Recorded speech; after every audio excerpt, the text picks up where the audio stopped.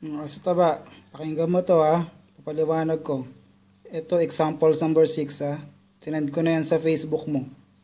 Kaparehas lang yan ng number 3 sa assignment mo ha. Binago ko lang yung given. Ito nga lang binago ko. Sa Y, ito binago ko. Sa Z, ito yung binago ko. Tsaka pala, ito ang tawag dyan, set builder notation. Set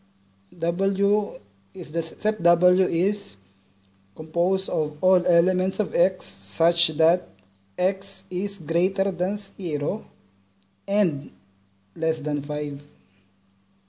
Pwede mo ring sulat yung W na interval method, no? Ganito. Ito set builder method. Ito interval method. 0 to 5. Since less than, walang equal sign, quantity or parenthesis yung gagamitin mo. Pati rin sa 5, no? Quantity or parenthesis. Ganun din sa W. Greater than 4. So, since walang equal sign, parenthesis 4, then positive infinity. Parenthesis. Palaging parenthesis sa infinity. Sa Z naman, less than 4, greater than or equal to 0, and less than or equal to 6. Since meron ng equals, ang gagamitin mo bracket, hindi na parenthesis. So, pwedeng ganito, pwede rin ganyan. Parehas lang yan, walang problema. Ngayon, paano natin sasagutan yung W intersection Y? Mas madali yan kapag gagamit ka ng number line. Number line talaga ginagamit yan. Okay? So, halimbawa, W, 0 to 5. Gawin mo, mag-draw ka muna ng dalawang number line, no? Ito, saka isa pa. Number line, nasa gitna niyan 0. Lahat ng nasa kanan, positive. 1, 2, 3, 4, 5. Lahat ng nasa kaliwa, negative. WI, 0 to 5. So, from 0 to 5, ito, W to, no? 0 to 5. Since walang equal sign, so parenthesis yung gagamitin mo, no?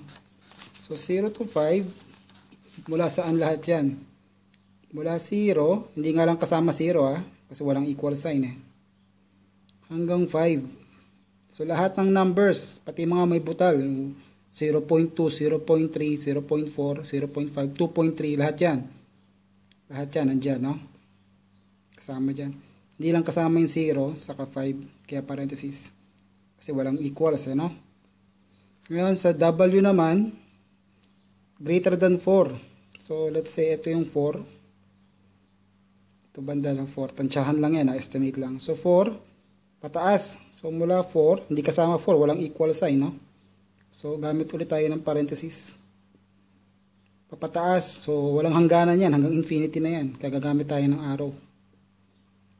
Okay? So, shade natin. Yan, lahat ng numbers yan, Kahit mga butal, 4.2, 4.3. As long as mas malaki sa 4. Ngayon, ano naman yung W intersection Y? Draw ulit tayo ng panibagong number line. 0, 4, 5. Tingnan mo maigi kayo. Halimbawa, pagkasamahin mo etong unang number line sa pangalawang number line, ipapatong mo. Sa English, superimpose. Pagpapatungin mo sila. Ano mangyayari? Pag intersection, ibig sabihin yung parehas lang sila meron. Common. So, yung magiging common nila, mula 4 hanggang 5 lang. Parehas silang merong 4 to 5. Kasi ito, itong W, ay itong Y, wala siyang less than 4, di ba? Ito namang 0 to 5, wala naman siyang greater than 5. So, ang meron lang sila parehas, lahat ng numbers from 4 to 5. Hindi kasama yung 4 and 5. So, kapag pinagpatong mo yung dalawang yan, magiging ganito itsura niyan. 4 hanggang 5. Yun lang yung kanilang common. Pag sinabing intersection, common. Kaya ang sagot mo, ito yung graph nila.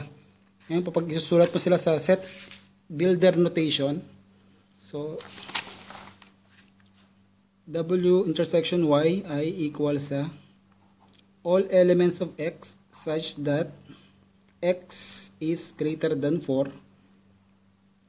X is greater than 4, no? Sorry, 4. So, 4 to. And, hindi or, sa mathematics, napakalaking pinagkaiba ng and sa or. And, less than 5. Yan yung sagot. Or pwede mo ring isulat yan as interval form. Since 4 ang lower limit, 5 ang upper limit, tapos wala kang equal sign, so gamit tayo ng parenthesis, hindi bracket. Kaya yan yung sagot. Tindahan mo?